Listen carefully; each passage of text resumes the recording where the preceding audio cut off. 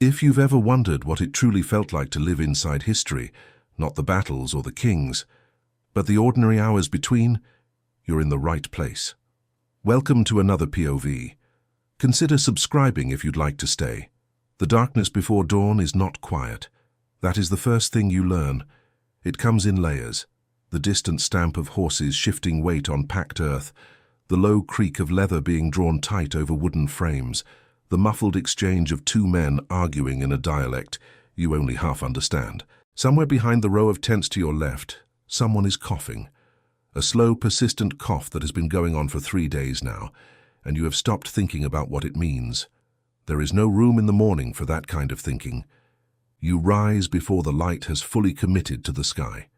The air is cold, colder than yesterday, and you can feel the elevation in it, a dry sharpness that catches the back of the throat. You are somewhere in the interior of Asia Minor, though the name of the valley you camped in last night is not one you were told. The army moves through geography the way water moves through stone, steadily without particular interest in what it passes. The land changes shape around you. You adapt or you fall behind. Your sleeping mat is rolled before you are fully conscious. Habit has taken over from intention. The wool blanket, stiff at the edges from accumulated dust and cold sweat, goes into the pack next, folded in the way you were shown during the first weeks of campaign. Compact, tight, taking up as little space as possible. Everything in the army has a prescribed way. The first time you did it wrong, a file leader twice your age corrected you without looking up from his own work. No cruelty in it. Just the blunt economy of men who have been moving across the earth for long enough that wasted motion offends them on principle. You are not Macedonian by birth. Few in this army are, when you count properly. You came from a coastal town in Thrace, recruited at 16 in the surge of expansion that followed the king's early victories. You have been told, in the broad strokes that pass for unit history, that the infantry under which you now serve is one of the finest ever assembled. You believe this not because of the speeches, though there have been speeches, but because of the evidence of your own body. You are stronger than you have ever been. Your feet, which once blistered badly after a day's march, are now so hardened they barely register gravel. Your arms, which once shook under the weight of a sarissa, now hold it for an hour without noticing. The sarissa is the weapon that defines everything about how you exist in this army. It is not like a spear in the way a child would imagine a spear, short, throwable, light. A sarissa is nearly 6 meters of wood and iron, jointed in 2 sections that couple together for use. Carrying it on the march is its own skill. The balance shifts depending on how it's shouldered, and getting it wrong over a long day results in a deep ache along the collarbone that no amount of sleep entirely cures. You know exactly how to carry it now. Your left shoulder has a callus the shape of the coupling joint, built up over months without your noticing. Around you, the camp is dismantling itself with the practiced fluency of a long-running operation. The tents come down in sequence. The baggage lines, animals, carts, the vast, slow infrastructure of supply that follows the fighting column are already groaning into motion to the south. You can hear the mules before you see them, the dull clatter of their loads and the low commands of the handlers moving them into formation. The baggage train is its own world. It travels separately from the infantry at a different pace, subject to different rules. You have had little to do with it directly, but you know it matters more than almost anything. A phalanx without food is a monument. An army that cannot move its wounded cannot afford to take them. You eat before full light, standing near one of the braziers that the camp servants maintain through the pre-dawn hours. The food is grain paste, thick, faintly sour, mixed with dried figs that have lost most of their sweetness in travel, but still carry enough sugar to steady the blood. You eat from the same clay bowl you have carried since Thrace. It has a chip on the rim that you no longer notice. There is a flat piece of hard bread as well, the kind that requires deliberate chewing rather than casual eating, and a small portion of oil from a communal vessel that moves along the row of men without comment. No one speaks much. The eating is serious. It is fuel, and everyone treats it that way. Your file shares a small portion of salted fish between them this morning, a relative luxury that arrived with a resupply column 2 days ago and has been rationed carefully since. The man beside you, a Paeonian named Ariston, who has been in the army for 4 years and treats newcomers with the distant patience of a schoolteacher who expects nothing exceptional, tears his piece without ceremony, and chews it with his eyes on the middle distance. You wonder briefly whether he is thinking about anything at all or whether his mind has gone somewhere unreachable. A face, a house, a field. You have noticed that the older men sometimes go away like that in the mornings. Not sadness exactly, more like the look of someone standing in one room while remembering another. You pull your attention back to your food. There is enough of the morning left to fill. The light comes slowly through a sky that is the color of old iron, and by the time it arrives fully, the camp has contracted to almost nothing. Posts have been pulled, fire pits smothered. The ground reveals itself in the way it always does after a large camp breaks. Pressed flat, marked with the shadows of tent pegs, scattered with things no one wanted enough to carry. A broken sandal strap, a lost stylus. The small debris of 1,000 men who were somewhere and now are elsewhere.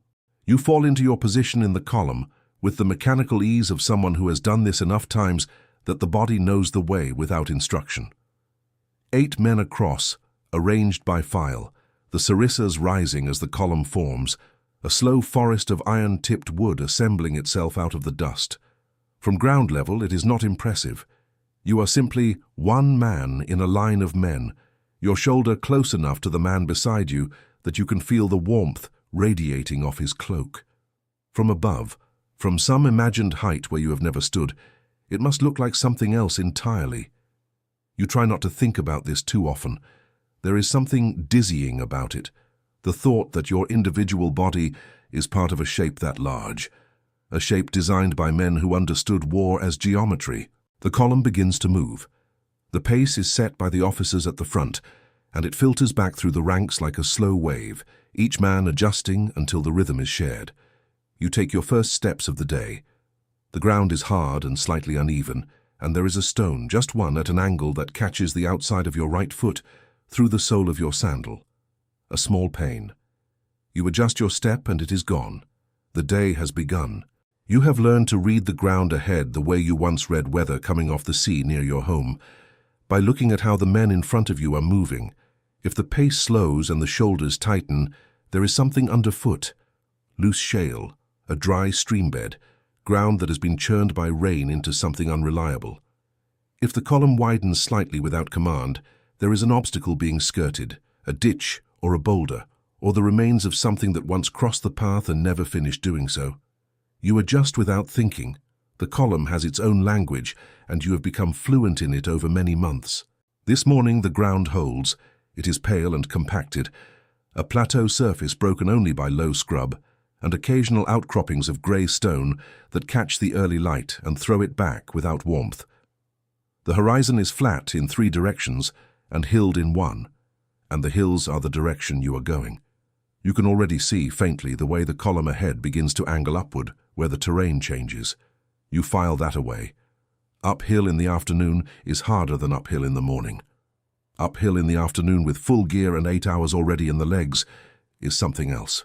Your file is placed in the middle of the infantry column, which is neither a distinction nor a punishment, simply where men of your experience and unit tend to be slotted. The front of the column carries its own logic. Pace setters, officers, the men whose steadiness is needed to anchor the rhythm for everyone behind them. The rear has a different logic. Slower men, heavier loads, the gradual friction of an army's tail. The middle is where the mass of the work is done without comment. You have been here long enough to understand that invisibility in a military column is its own kind of competence. The men who attract attention are either very good or very wrong. You aim to be neither. Ariston marches 2 positions ahead of you in the file. His gait is unhurried and completely level, the kind of walk that expends exactly the energy required and saves the rest. You studied it early on without meaning to, the way a younger craftsman watches an older one handle his tools. There is nothing showy in it. He does not lift his knees higher than necessary. He does not shift his sarissa from shoulder to shoulder the way the less experienced men do when the discomfort accumulates. He simply moves forward, as though forward is the only direction that has ever existed. The sun climbs. The iron sky of early morning has burned off and left behind something cleaner, pale blue, high, with a thin wind that keeps the worst of the heat from settling. It is still cool enough that the movement is pleasant, or at least not unpleasant. You have marched in worse. You have marched in rain that turned the ground to sliding mud and soaked everything you owned within the first hour. You have marched in heat that made the air above the road visible as a shimmer and pressed down on the column with a physical weight that felt almost deliberate. Today is neither. Today is a marching day, which means it will simply be long. Somewhere ahead of the infantry, beyond the immediate noise of men and equipment, the cavalry moves in a separate current. You rarely see them directly on the march. They operate on the flanks or well ahead, scouting, screening, managing the spaces the infantry column cannot cover. But their presence is felt in small ways, the faint drift of dust above the scrubland to the east, the occasional sound of a horse moving at speed somewhere out of sight. The relationship between infantry and cavalry in this army is not entirely easy. The cavalry are aristocrats, or close enough to it that the distinction matters to them. The companions who ride closest to the king are the sons of Macedonian nobility, equipped at a cost that would sustain an infantry file for a year. You have seen them in camp, tall, oiled, carrying their status in the set of their jaws. They do not march, they ride. This is not something anyone says aloud, but it settles into the ordinary texture of the day in ways that are hard to miss. You are not resentful of this precisely, or perhaps you are in some quiet way that does not rise often enough to require naming. The king leads from the cavalry. This is known. This is the reason the army functions as it does. The shock and terror of a mounted charge from the flank, timed against the grinding advance of the phalanx from the front. You understand it abstractly. In the logic of battle, which you have now experienced twice in a way that you can actually remember, rather than merely survive, it makes sense. The phalanx holds the line and closes the space. The cavalry breaks the will. Together, they have not yet failed. Still, on a morning like this, with the sun beginning to press and the road rising ahead, and your shoulder already aware of the sarissa's weight in a way it was not an hour ago, the sight of a rider moving easily at the column's edge produces a sensation you cannot entirely justify as neutral. The halt comes mid-morning, unexpected. Not the rhythmic rest halt you anticipate, but a full stop, rippling back through the column as men collide gently with the men ahead, and the sardine-tight arrangement of the march briefly collapses into something looser and confused. No one knows immediately why. The halts without obvious cause are the ones that produce the most speculation and the least information. Men crouch where they stand, or find a piece of ground to sit on if it's close enough. The sarissas go to the ground in ones and twos, resting against shoulders or propped on equipment. You lower yours carefully, easing the weight off your left side, and feel the familiar relief move through the muscle like water. The word that comes back is vague. Something with the baggage train. A wheel, possibly. A load shifted. The column will move again soon. No one asks whether soon means a quarter hour or an hour. You have learned that asking this question produces only irritation and no useful answer. You use the time to drink, a measured pull from your water skin, not more than you need, because the next reliable water source is a matter of some uncertainty, as it usually is. You retie the lacing on your right sandal, which has been working itself slightly loose since the first hour and producing a minor friction at the heel that has not yet broken the skin, but intends to, if left unaddressed. Around you the column breathes. Men sit, drink, rub at their legs, or simply stare at the ground with the vacant patience of people who have surrendered the need to be doing something at every moment. A cluster of men 3 files over are talking, too far away to hear clearly, but the rhythm of it sounds like the familiar complaint register, the low repetitive griping that serves as social lubrication in any group of men confined to the same strip of road for months. You do not know them well. The army is large enough that you can spend a full campaign alongside people whose names you never fully learn, whose faces become familiar only as objects in a crowd rather than as individuals. This is its own strange thing. You exist inside a community of thousands and are intimate with perhaps a dozen of them. The wait stretches. You eat a small piece of the hard bread from your pack, not because you are especially hungry, but because the halt offers an opportunity, and opportunities should not be left unused. The bread requires the kind of attention that occupies the jaw and the mind in equal measure. And there is something almost comforting in its resistance, the way it asks something of you in return for its nourishment. You chew slowly and watch a pair of camp servants picking their way along the edge of the column toward the rear, carrying something between them wrapped in cloth. They do not look at the infantry.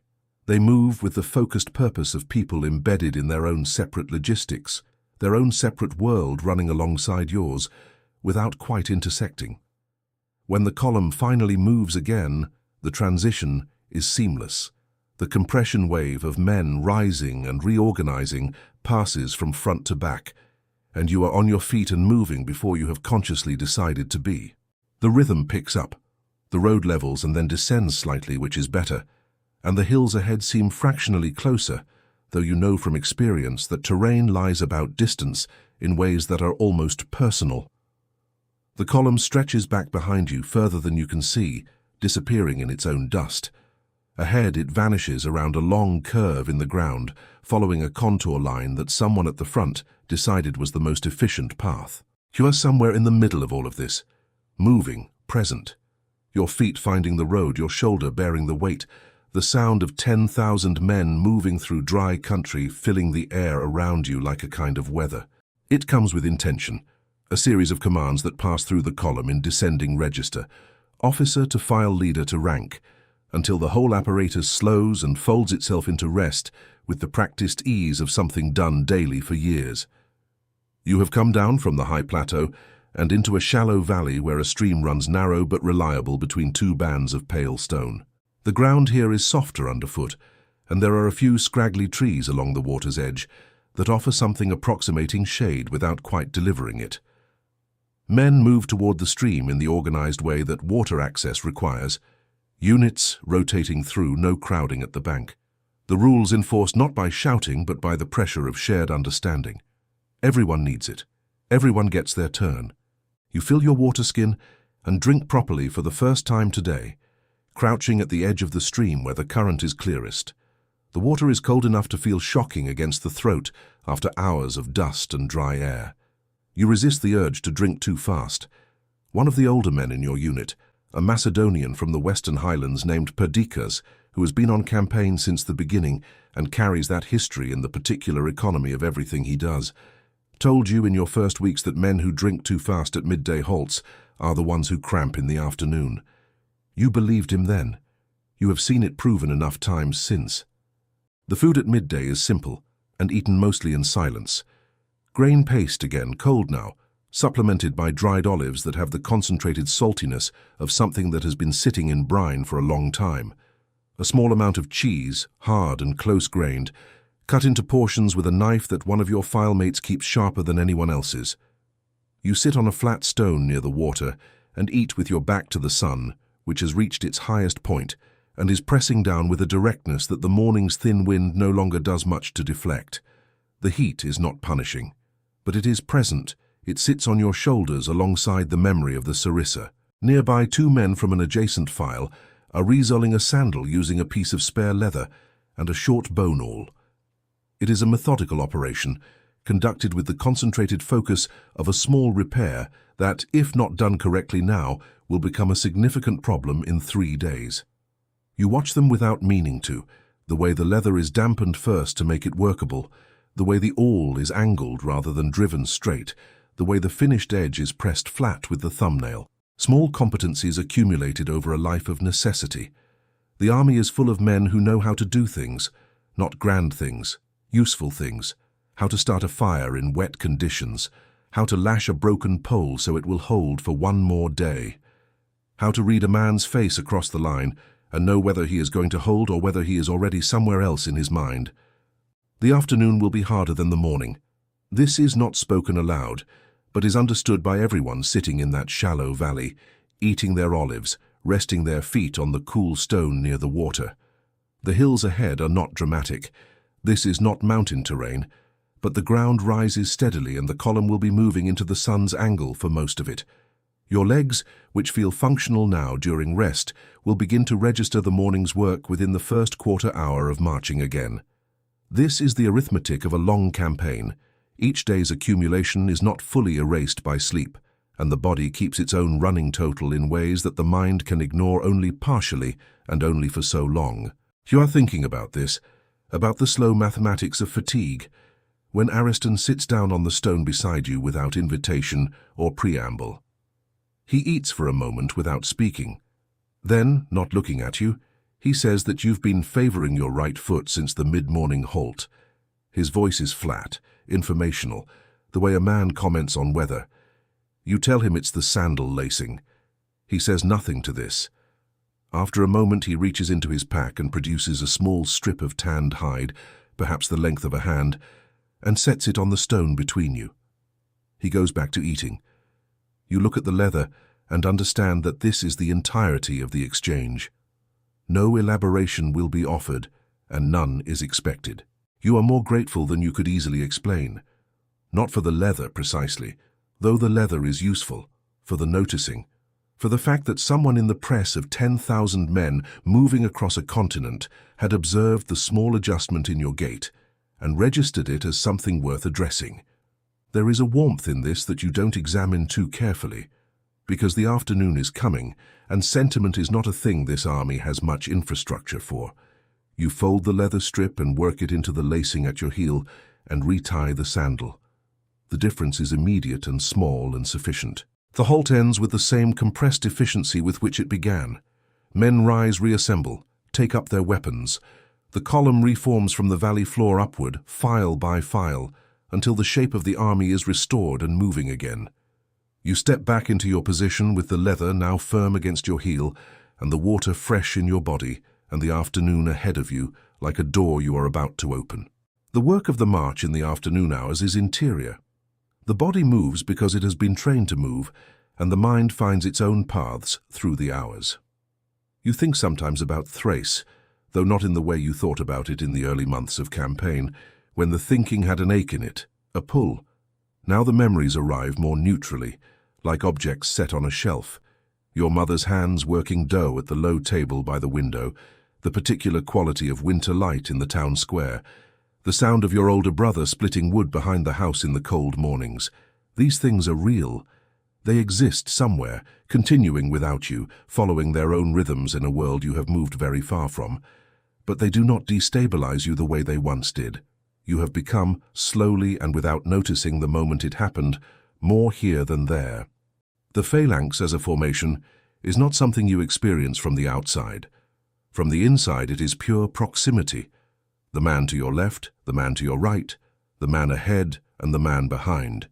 It is breath and heat and the sound of feet on shared ground. In practice formations, which happen regularly even on campaign days when no engagement is expected, the movement of the whole is generated by the movement of each part, and the each part is you, pressing your shield correctly, holding your sarissa at the prescribed angle, matching the step of the men beside you without looking at them. The first time you were part of a full phalanx advance in practice, not in the chaos of actual engagement, but in the deliberate rehearsal of it, the sensation was unlike anything you had experienced before. The mass of it, the sense of being absorbed into something that was larger than its components in a way you could feel physically, as a pressure in the chest and a sound that rose from the ground itself. You had not expected it to feel like that. You are not sure you have found the right words for it even now. The officers who move alongside the column during the afternoon march are quieter than those of the morning, which is its own kind of information. The morning officers are watchful, corrective, managing the energy of men fresh enough to be careless. The afternoon officers have a different task, maintaining momentum in bodies that are beginning to want very much to stop. They do this less by instruction than by presence, by simply moving alongside the column with the demeanor of men for whom the afternoon's miles are unremarkable.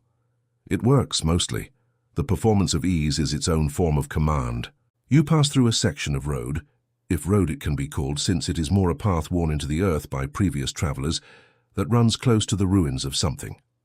A wall, perhaps once the boundary of a farmstead, reduced now to a single course of stones above ground level, with the rest fallen or taken. Inside what would have been the enclosure, there are the faint squares of former structures, visible as shadows of disturbed soil, and a well that has been either filled in or simply forgotten. It is not old as ruins go, a generation or two at most, something displaced by something else. The column moves past it without interest. You look at it for the few seconds it is in your line of sight. You wonder who built it, and how they felt about leaving it, and whether they knew when they left that they would not be back. Then the road curves, and the ruin is behind you, and the hills ahead reassert their claim on your attention. By late afternoon, the valley you descended into at midday is long behind, and the terrain has opened into a broad plain that offers at least the comfort of level ground beneath your feet. The sun has lost its overhead intensity and moved into the position that turns everything amber. The dust in the air, the stone on the ground, the cloaks of the men around you. It is a beautiful light, actually. You notice this. Beauty is not absent from a marching day. It simply appears in the margins, in the moments between the work of moving. A hawk riding a thermal to the south. The way the shadows of the columns stretch eastward as the sun descends, thin dark copies of 10,000 men walking across pale ground. The smell of the air changing as the heat goes out of it, cooler, carrying something green from somewhere, some patch of irrigated land or a riverbed not far off. The word comes back through the column that camp will be made within the hour. It passes in the way all such words pass, mouth to ear, file to file, gaining neither confirmation nor embellishment, and you take it as a probability rather than a certainty. An hour.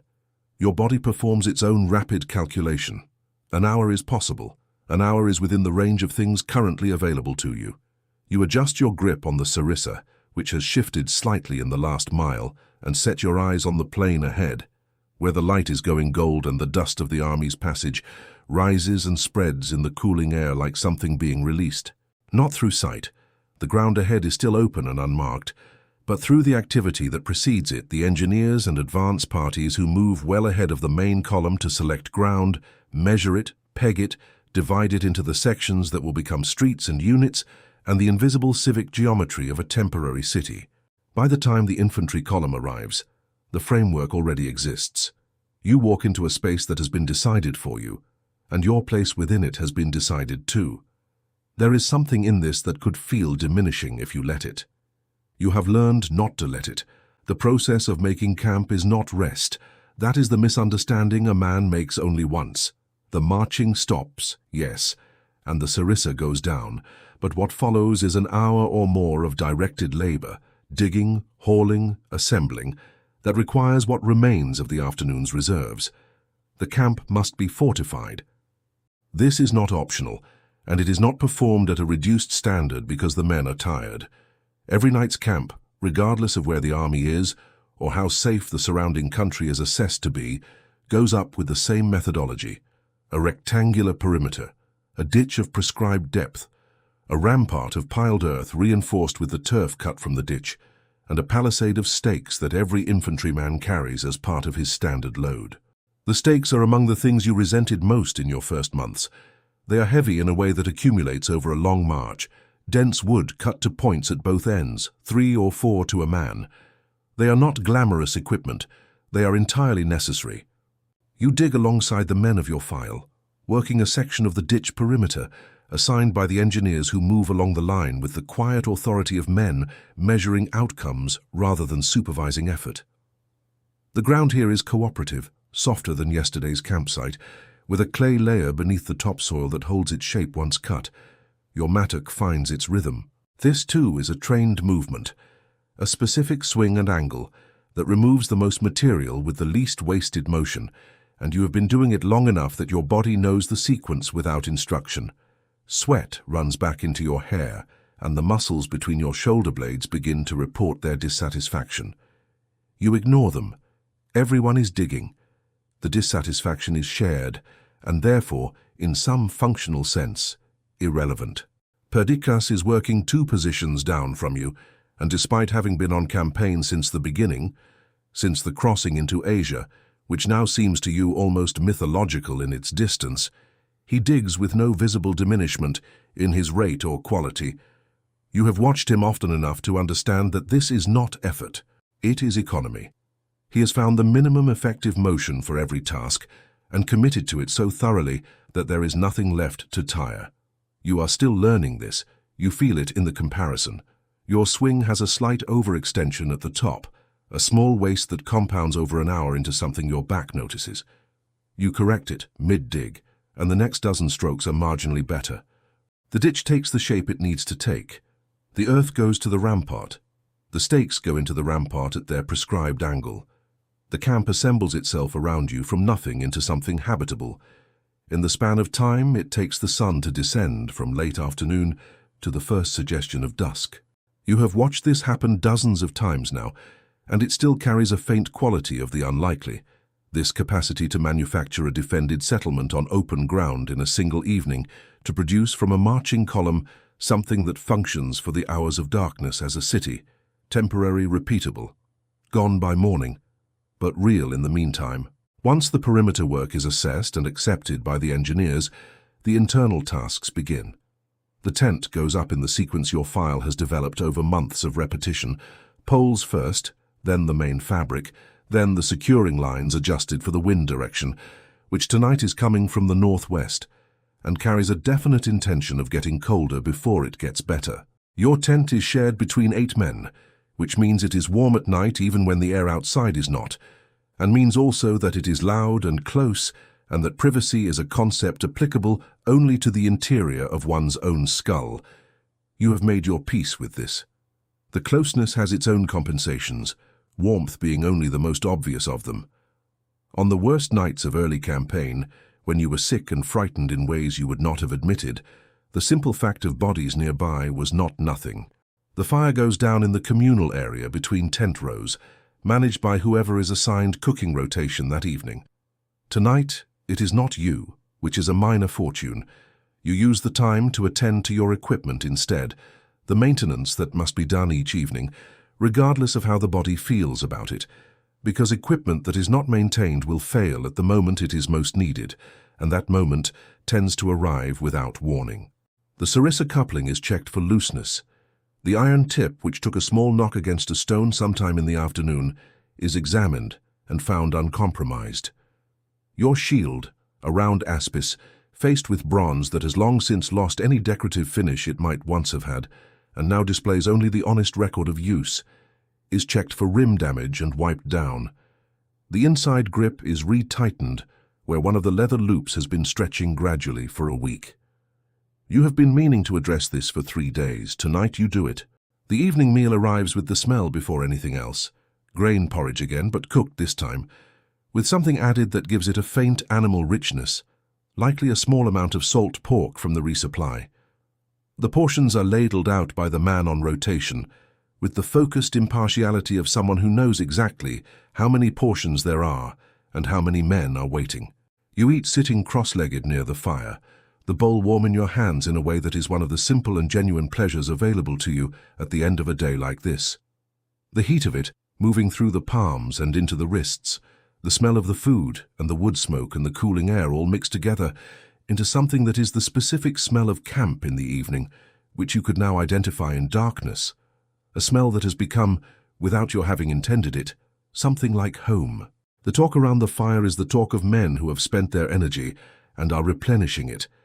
It is not serious talk. It covers the familiar ground, complaints about the terrain, a story about something that happened in the baggage train involving a mule and a cart axle that everyone agrees is funnier than it probably was, a question about the next water source that no one can answer definitively. There is a brief exchange about where the column is heading, toward which named place, through which unnamed stretch of country, that reveals how little any of you actually know about the strategic picture. You know your segment of the road. You know your unit's position in the column. Beyond that, the army's intentions are managed by men whose concerns operate at a scale too large to be visible from where you sit. This does not trouble you the way it might have once.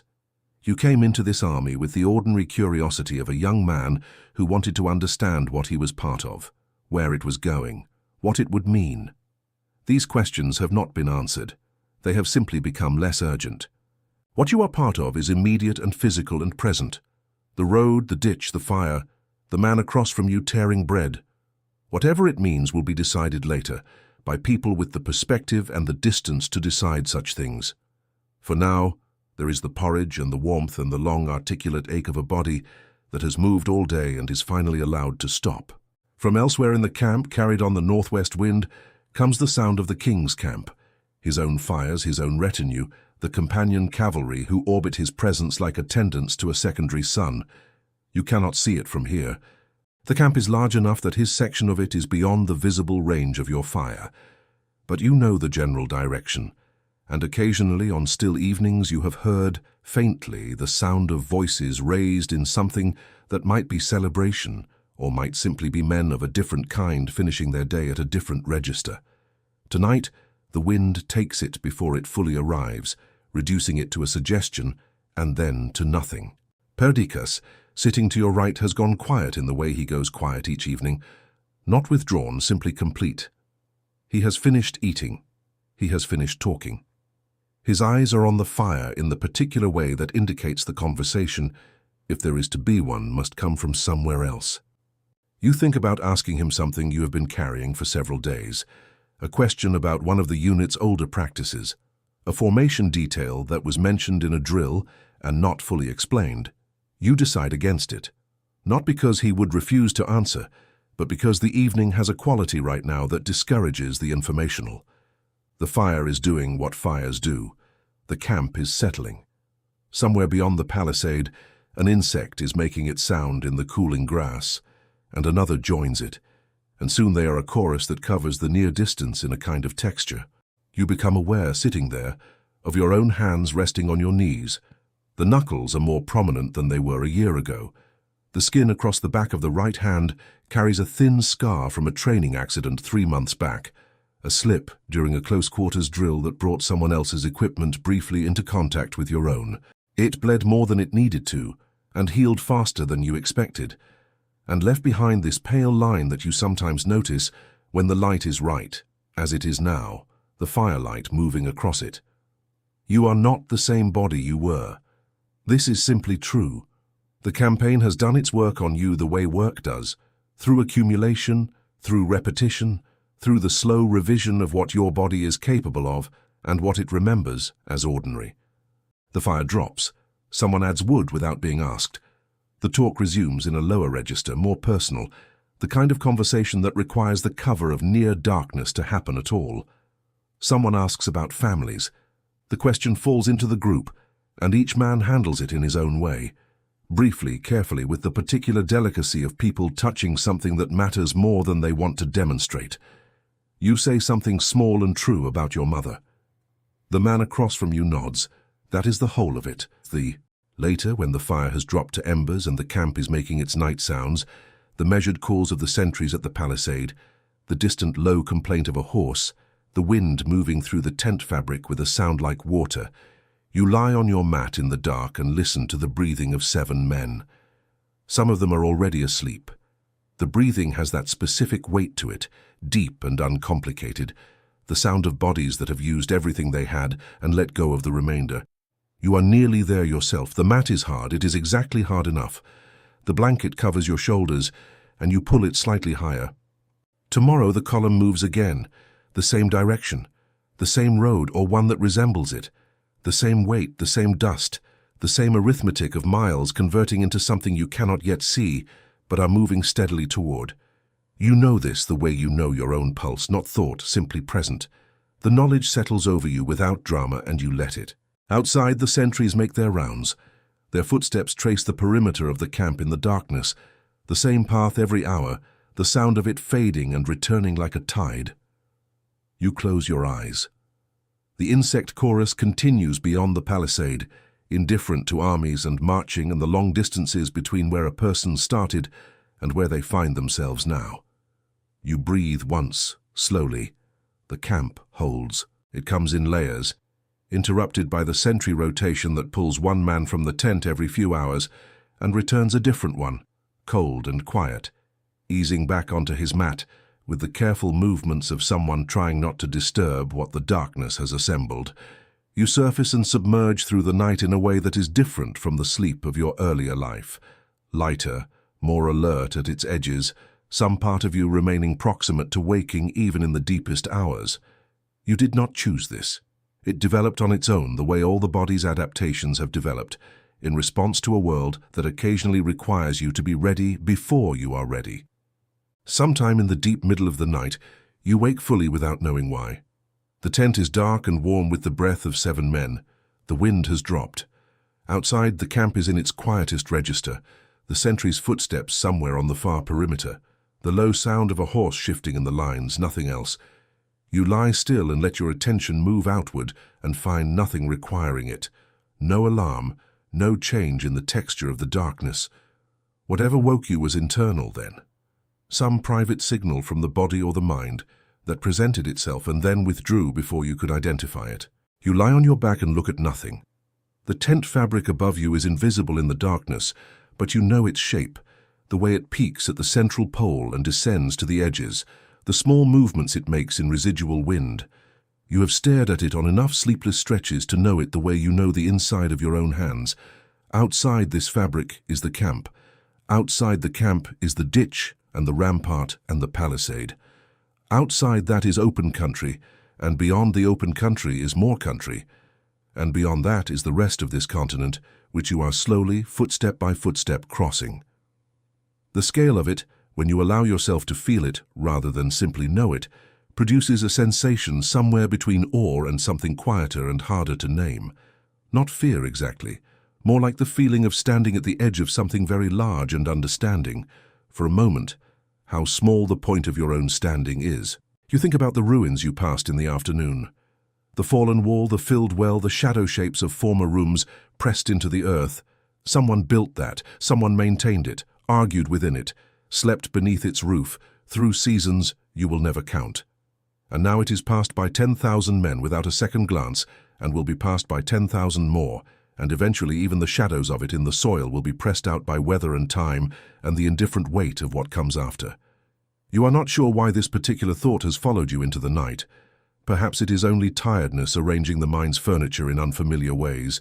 You set it down and let it rest. Sleep returns without announcement, as it does when you stop pursuing it, and the next thing is the darkness beginning to loosen at its edges and the first sounds of the camp reassembling itself from the night. A voice, low, outside the tent. The sound of water being poured, the distant patient sound of the mules being readied in the baggage lines, which begins earlier than almost anything else because the baggage train requires more time to organize its complexity into motion. You are on your feet before the light has fully committed. The mat is rolled, the blanket folded. Your hands find the sequence without instruction. This morning is colder than yesterday's. The air has a clarity to it that feels almost aggressive after the warmth of the tent, sharp and clean and demanding immediate adjustment. Your breath is visible for the first few minutes as you move through the camp toward the braziers. The ground underfoot is stiff with something close to frost in the low patches between tents, and the grass at the camp's edge, visible through a gap in the palisade, is pale and rigid in a way that tells you the season is advancing more quickly than the warm afternoons have suggested. You eat your grain paste near the fire and feel the cold working at the back of your neck where the cloak does not quite reach. Around you, the camp performs its morning dissolution, tents collapsing, fires being smothered, the slow compression of a city back into a column.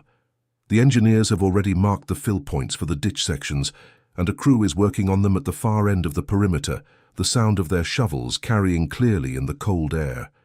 The camp will be gone by full light. The ground will show what ground always shows after departure, the pressed shapes, the scattered remnants, the evidence of presence already beginning to be reclaimed.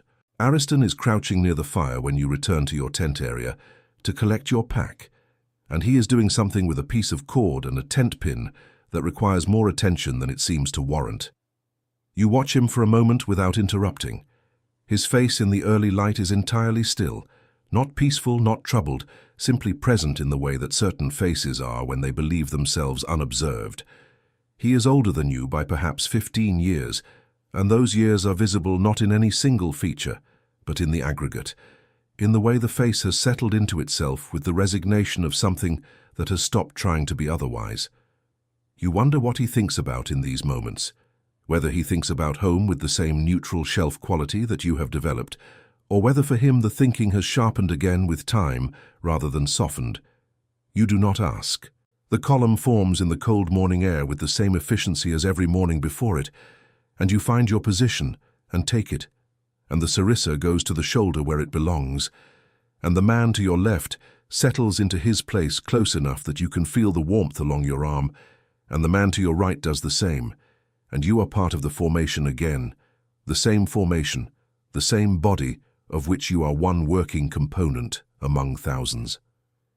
The command to move comes down through the column, and the column moves. The cold eases as the sun climbs. The road ahead is clear and long and lit from the east in a way that makes everything it touches, the pale ground, the dry grass, the dust rising from the column's feet, appear to carry its own light from within.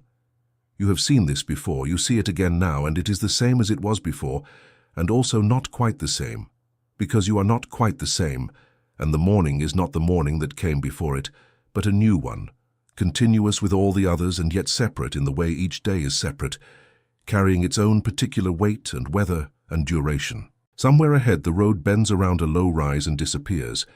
You do not know what is on the other side. A valley perhaps, or more plain, or the beginning of the next geographical feature that the army will navigate through and past on its way to wherever it is going. The strategic destination has a name, you have heard it spoken, but names at this distance are abstract things, and what is real is the road in front of you, and the road behind you, and the road you have not yet walked, that begins where your next footstep lands. This is what it is, finally. Not glory exactly, though the word moves through the camp often enough in speeches and in the conversations of men who need it. Not suffering, though suffering is present and honest and part of the texture. Something more fundamental than either. The daily fact of moving through the world as part of something larger than yourself. The strange communion of men who have nothing much in common except the same road and the same weather and the same work. The intimacy of proximity that is not friendship and is not love but is something that has no cleaner name. You are here. All of these men are here. The sun is climbing and the day is opening, and your feet are on the ground, and the ground is carrying you forward. The dust rises behind the column and spreads in the morning air, and catches the light and hangs there for a moment, suspended, before the wind takes it east toward the hills, where it will settle on grass and stone, and the abandoned places no army passes through twice. You are already past where you were. You are already somewhere new, though it looks much like the place before. The march continues the way it has always continued, one step composing the next, the body doing what the body has learned to do. The mind resting in the work of motion, while somewhere beneath both of them something quieter goes on, something that notices the light and the cold, and the sound of 10,000 men breathing together in the morning air of a continent that holds all of them briefly, in the same moment. That moment is always ending. It is also always now.